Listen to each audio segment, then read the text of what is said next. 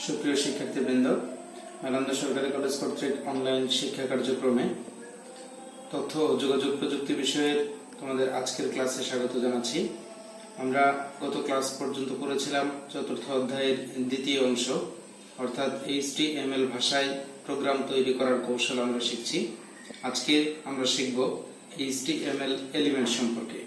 গত ক্লাসে বলেছিলাম HTML ট্যাগ সম্পর্কে, এবং এই ট্যাগ এর আলোচনাতেই একটি নতুন শব্দ বলেছিলাম কন্টেন্ট।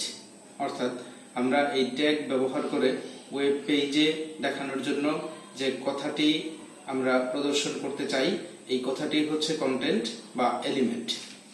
এখানে দেখতে পাচ্ছ HTML এলিমেন্ট। এখানে আমরা একটা উদাহরণ দেখিয়েছি। প্রথমে আছে পি ট্যাগ, তারপর ওপেনিং ট্যাগ এবং ক্লোজিং ট্যাগ এর মাঝে আছে দিস ইজ মাই হোম, তারপরে আছে ক্লোজিং ট্যাগ। এই ওপেনিং এবং ক্লোজিং ট্যাগ এর মাঝখানে যে চারটি শব্দ তোমরা দেখতে পাচ্ছ, দিস ইজ মাই হোম, এই চারটি শব্দ আমরা ওয়েব পেজে দেখতে পাবো। এই ওয়েব পেজে যে শব্দ চারটি দেখতে পাবো, এটিকেই বলা হচ্ছে HTML এলিমেন্ট বা কন্টেন্ট। এখন আমরা দেখব HTML এলিমেন্ট এর সিনট্যাক্স, অর্থাৎ HTML এলিমেন্ট আমরা কিভাবে গঠন করব।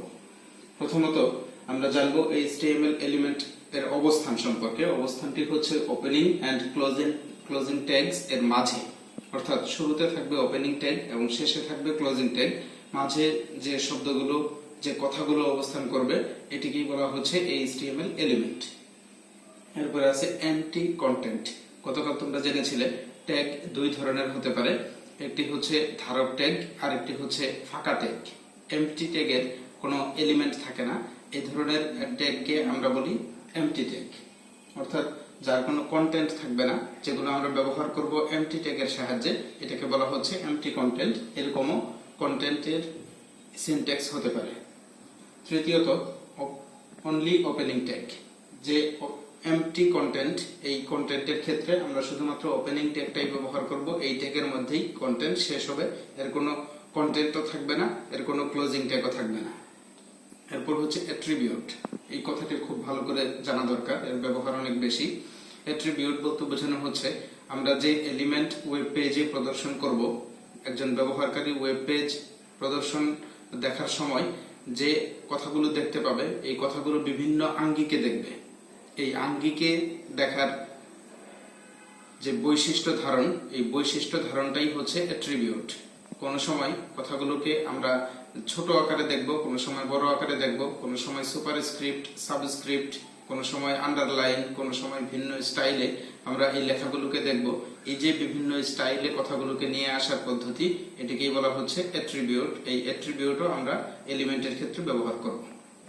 এখন আমরা দেখব নেস্টেড HTML এলিমেন্ট সম্পর্কে। HTML এলিমেন্ট সম্পর্কে সংক্ষিপ্ত কথা তোমরা আগে শুনলে, এখন খেয়াল করো। এখানে আমরা দুটি ভাগে ভাগ করেছি আমাদের বোর্ডটাকে।